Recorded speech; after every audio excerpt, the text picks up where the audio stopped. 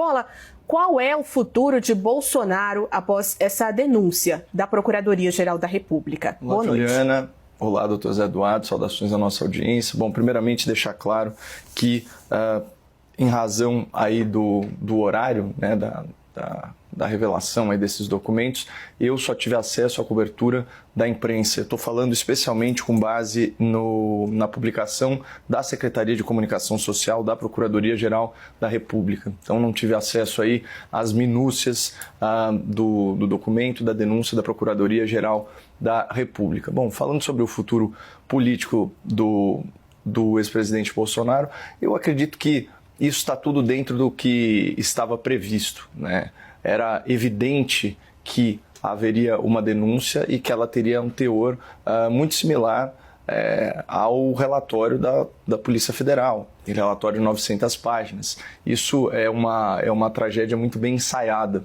né? A gente tem, inclusive é importante pontuar, um procurador-geral da República escolhido fora da lista tríplice, cuja indicação pelo presidente Lula foi alvo de denúncia da Transparência Internacional no seu relatório anual sobre a corrupção no Brasil, como um exemplo do judiciário de coalizão, ou seja, o aparelhamento da justiça para favorecimento ao governo de turno. Então, esse é um ponto a ser observado. O segundo ponto a ser observado é que o fio condutor de toda a narrativa do golpe seria uma espécie de ataque ao sistema eletrônico de votação, que, segundo aqui as informações às quais eu tive acesso, começa em 2021. Acontece que existe uma confusão tremenda aqui do que seria atacar o sistema eletrônico de votação e criticá-lo. Que eu saiba, isso é uma democracia e esse ainda é um direito. Especialmente considerando que o registro impresso do voto eletrônico é uma pauta do ex-presidente Bolsonaro desde que ele é parlamentar. Na verdade, a única lei que ele conseguiu aprovar de sua autoria ao longo de décadas no parlamento foi justamente essa. E não foi uma aprovação qualquer. Em 2015, 433 deputados federais e apenas 7 votaram contra. 433 deputados federais votaram a favor do registro impresso do voto eletrônico. Só 7 votaram contra. O Senado, por sua vez, endossou essa aprovação, ela foi vetada pela senhora Dilma Rousseff, o veto foi derrubado. E aí depois, o Supremo Tribunal Federal arranjou algum pretexto para considerar inconstitucional o registro impresso do voto eletrônico. Sendo que, obviamente, o eleitor apenas faria a verificação e esse voto seria depositado numa urna à parte.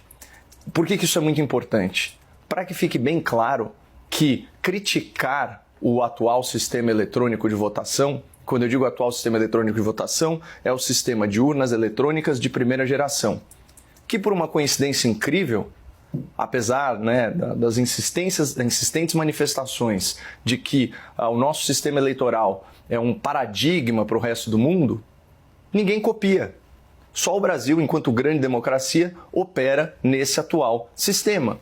Ora, se ele é tão sofisticado, se ele é tão à prova de fraudes, por que será que outros países não utilizam essa mesma sistemática? Isso é uma questão para reflexão, porque fazer disso um assunto tabu que não pode ser sequer debatido é ruim. Eu não consigo imaginar, só para fechar, Juliana, uma pacificação social do Brasil sem o registro impresso do voto eletrônico, sem a anistia agora para esses mais 34 denunciados, mas também os do 8 de janeiro, né, e também o retorno da elegibilidade do ex-presidente da República. Cardoso, com você, qual é o futuro de Bolsonaro após essa denúncia da PGR? Bem, olá. Em primeiro lugar, algumas ressalvas, e eu até entendo. Caio fez um conjunto de colocações que efetivamente se justifica para quem não leu a denúncia. Eu passei os olhos na denúncia, são 270 páginas. Não vou dizer que li minuciosamente, mas tudo isso que ele diz está rigorosamente respondido.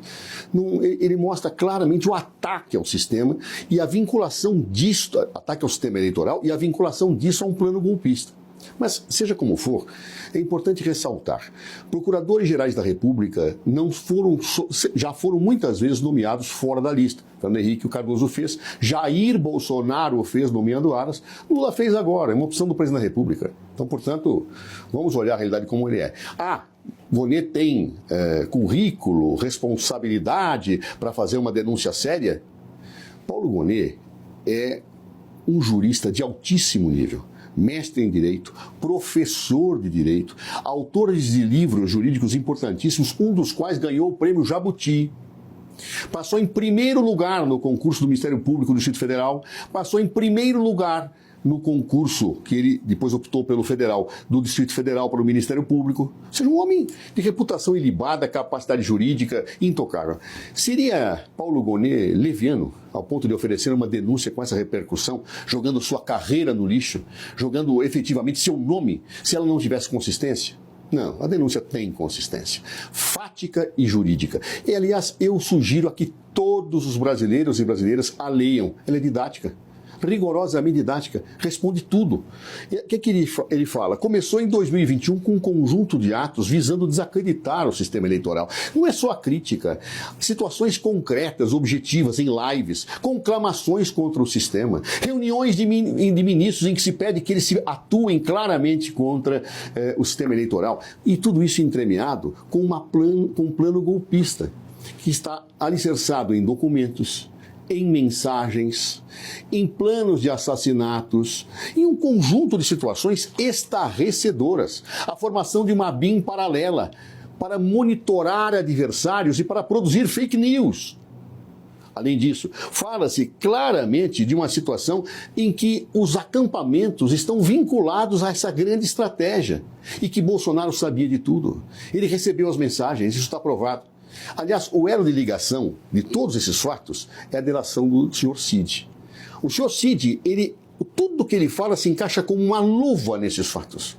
Rigorosamente como uma luva. É uma construção harmônica, o que mostra, evidentemente, que essa denúncia não se baseou apenas na delação do senhor Cid, mas se baseou fundamentalmente nos fatos que são perfeitamente costurados para a existência de uma tentativa de golpe de Estado e derrubada de um governo legitimamente eleito. É triste ler uma denúncia como essa. É triste imaginar que nós estivemos submetidos a pessoas que têm esse tipo de comportamento, que sempre defenderam o golpe militar de 64 e agora queriam aproveitar a oportunidade para dá-lo. E engendraram, pensaram. Jair Bolsonaro chamou os comandantes militares. Felizmente, eles não vieram efetivamente a aceitar a proposta de Jair Bolsonaro, com exceção do comandante da Marinha. Tudo isso está absolutamente alinhavado. É um texto muito didático. Eu sugiro que os nossos telespectadores e telespectadoras não acreditem em mim, nem acreditem no Caio. Leiam! Leiam e lá verão as respostas. É contundente, avassalador. Acredito que os advogados de Jair Bolsonaro terão muita dificuldade, em que pese tem uma equipe muito competente, dentre os quais um dos maiores criminalistas do Brasil, o Dr. Celso Villarte. Em síntese, portanto, leiam a denúncia. Ela responderá todas as críticas e fake news que tentarem fazer daqui para frente em relação a uma denúncia subscrita por um homem sério, correto, com um currículo e com uma moral ilibada.